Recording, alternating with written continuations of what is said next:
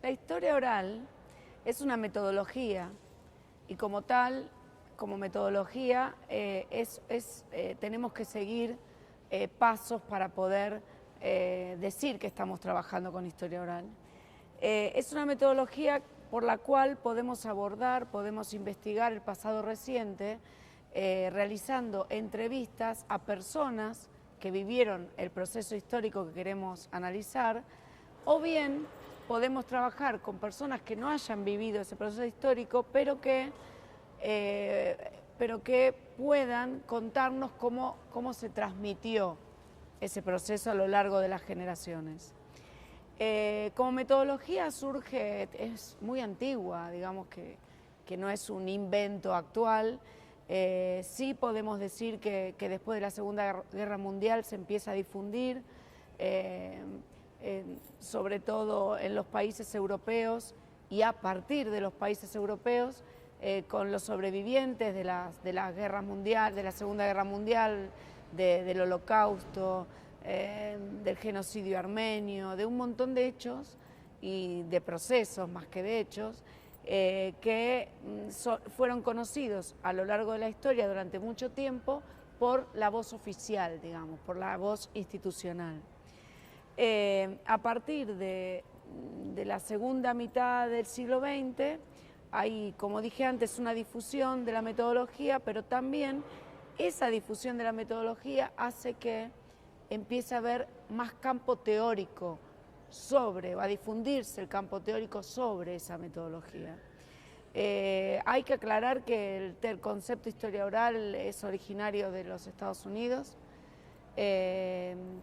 y que los países en los que más se trabajaba con esta metodología fueron siempre Inglaterra, Francia, España, ¿no? Para España fue muy importante, sobre todo por los 40 años casi de franquismo, de dictadura que tuvo España, y que esta metodología permitió volver a mirar, por lo menos, porque no fue muy fácil y ahora no es para nada fácil, volver a mirar ese pasado y empezar a investigarlo, ¿no? Un pasado tan terrible como el de España.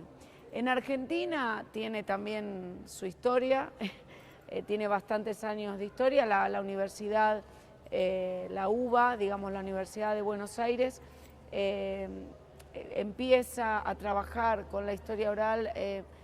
Yo diría que la fundadora o la que permite que la historia oral empiece a trabajarse en la universidad es Dora Schwarzein, la historiadora Dora Schwarzein.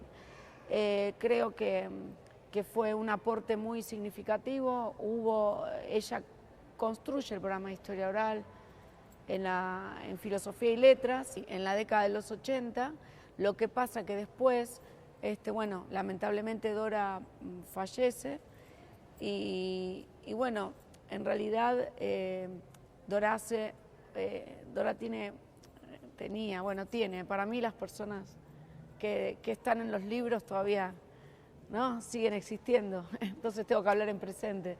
Dora tiene un bagaje muy importante, tiene discusiones inclusive sobre cómo trabajar la historia oral con otra gran historiadora y que está reconocida como una de las fundadoras de la historia oral en México, que es Eugenia Meyer, en el cual lo que yo recuerdo son los primeros debates que se hacen dentro de las universidades sobre la forma de hacer historia oral.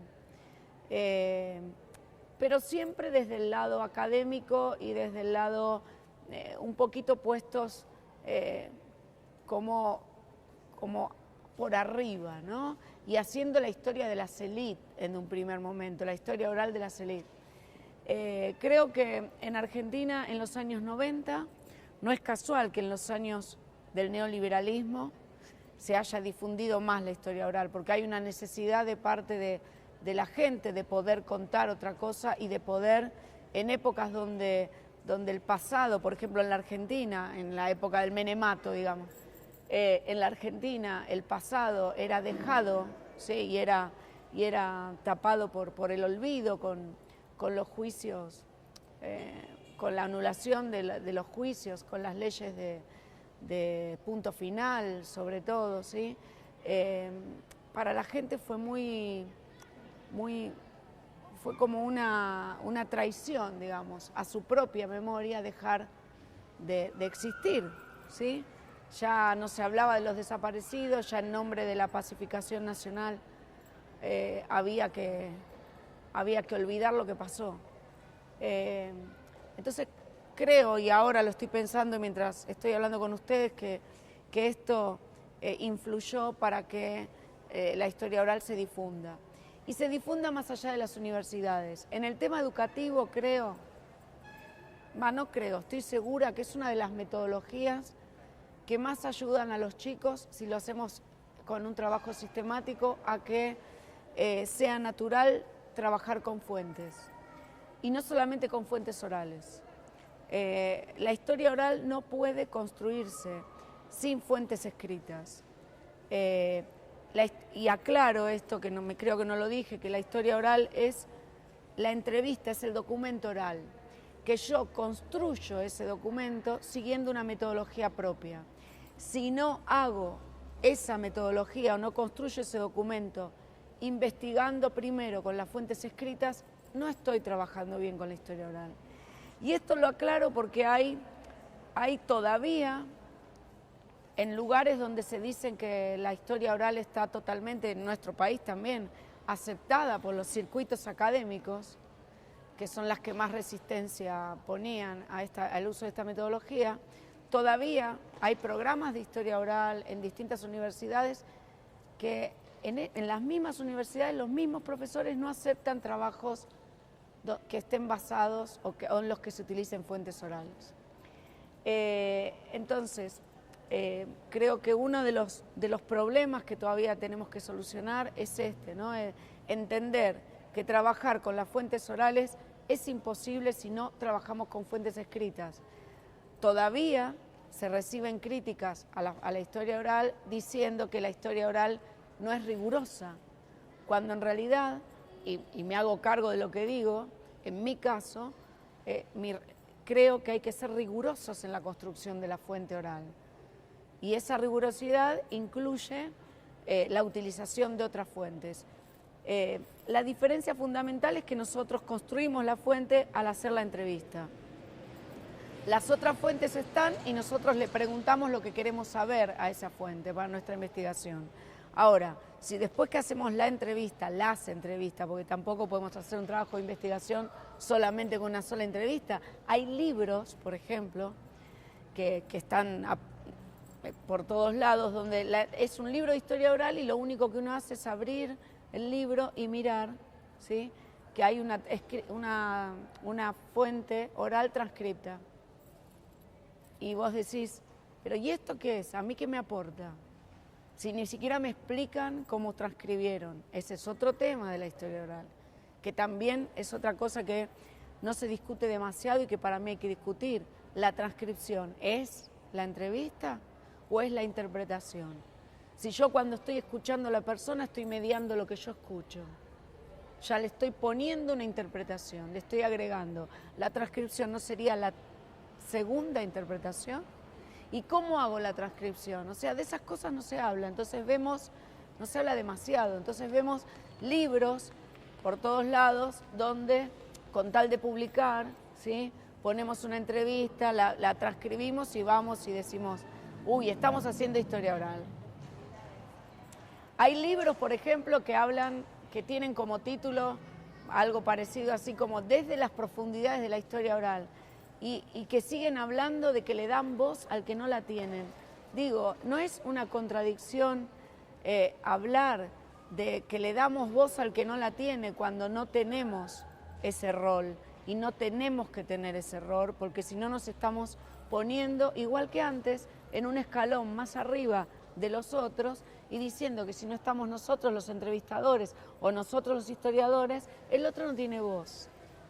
Entonces, decir y ponerle título a un libro Desde las profundidades de la historia oral está marcando, además de esa contradicción, está diciendo que la historia oral O sea, está en un pozo. O sea, no puedo pensar en otra cosa. La imagen que se me viene con un título así es la historia oral está en un pozo, ¿no? Y hay que sacarla. O sea, no me parece que sean palabras que tenga que asociarla uno con esta metodología, que justamente lo que hace es incluir a la gente, ¿sí? Pero no el historiador es el que incluye a la gente. La gente se incluye, ¿sí? Y se siente incluida viendo que con su entrevista está aportando a una investigación, está aportando a que se esclarezcan un montón de cosas, está aportando a construir su historia. O sea que creo que si no cambiamos eso y si seguimos diciendo que la historia oral es subversiva, ¿hasta cuándo vamos a seguir diciendo que la historia oral es subversiva? No es esa la característica de la historia oral y nunca lo fue.